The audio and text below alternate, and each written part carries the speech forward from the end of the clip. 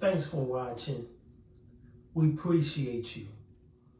Please, please subscribe.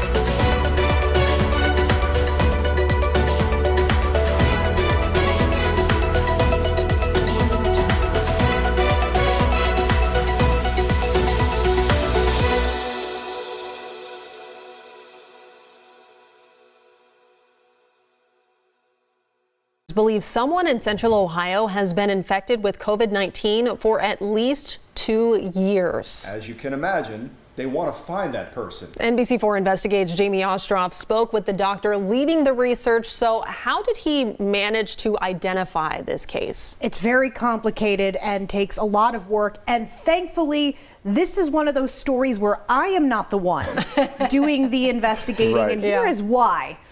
Dr. Mark Johnson, one of the nation's leading COVID wastewater researchers, was able to track what he calls cryptic COVID strains through the sewage systems. And while he says those strains are no threat to public health, he believes some of them, like the one here in Central Ohio, might actually hold the key to very important research on the virus. University of Missouri molecular virologist Mark Johnson spent much of his career studying HIV. That all changed a few years ago. So we've done all of the wastewater sampling for the state of Missouri since early 2020. Wastewater sampling played a major part in tracking COVID-19 outbreaks, but Johnson discovered a gap in that data. There was no protocol established at that point for sequencing SARS-CoV-2 from wastewater, so I developed my own. As the virus evolved into different variants like Delta and Omicron, sequencing its genetic material helped identify which strains were more prevalent in different areas. That's when Johnson discovered what he calls cryptic strains. They have certain patterns. There are certain mutations that they regularly accumulate that are not in any circulating lineages. In other words, a unique version of the virus that would linger in one wastewater system for a period of time and suddenly disappear. At first, Johnson couldn't understand why these mutated sequences weren't spreading, even in densely populated areas like New York City. I thought it was coming from the rats. Simply because I couldn't think of anything else that had enough mass in the sewer shed that wouldn't move around. And we tested more rat feces than I care to remember. The tests were negative. As sequencing became more common across the U.S., Johnson started looking at publicly available data. A cryptic in Wisconsin led to Johnson's next discovery.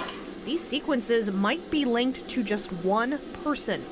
Would just keep going, checking all of the pieces of the web, figuring out, following it up the line until we got to a single manhole. Wow. And that manhole actually only got waste from one place. Which is how Johnson arrived at the Central Ohio case this spring, when he found a cryptic in Columbus and in Washington courthouse with lineage that predates the Delta variant, the strain most prevalent in the summer of 2021. According to Johnson, that means someone has been carrying COVID for more than 2 years. Johnson went as far as to predict that this person lives in Columbus and commutes to Washington courthouse for work. I just know that they regularly shed into both sewer sheds, often on the same day. Johnson hopes that by sharing this story, that person will come forward to help him answer a lot of important questions. How many cases are there like this? What are their symptoms? Is this related to long COVID, or there are a lot of people who got COVID and never really got over it, and we don't know why? Probably most of them are not chronic infections, but some of them might be, which would actually be good because that's theoretically treatable, and they can actually get better.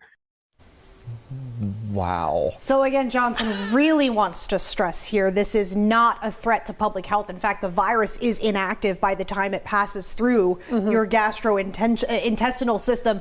And again, the Ohio Department of Health, I did reach out to them. They are not involved in Johnson's research, and that is specifically because they agree it is not a threat here to public health. So basically, doing this story on television is probably their best method to find the person who fits in this very specific segment, right? Person who lives in Columbus, commutes to Washington Courthouse. How many people could that be, Very right? specific here. Yeah. And he said because he found the virus more frequently in Columbus than he did in Washington Courthouse, indicating that maybe this person lives here and commutes to Washington Courthouse. Wow. But yes, we are just the next step in this chain of virus research. And I am going to go ahead and post his email address online. So if you do commute to Washington Courthouse to work every day from Ohio's capital city, you can reach out to this guy. Fascinating.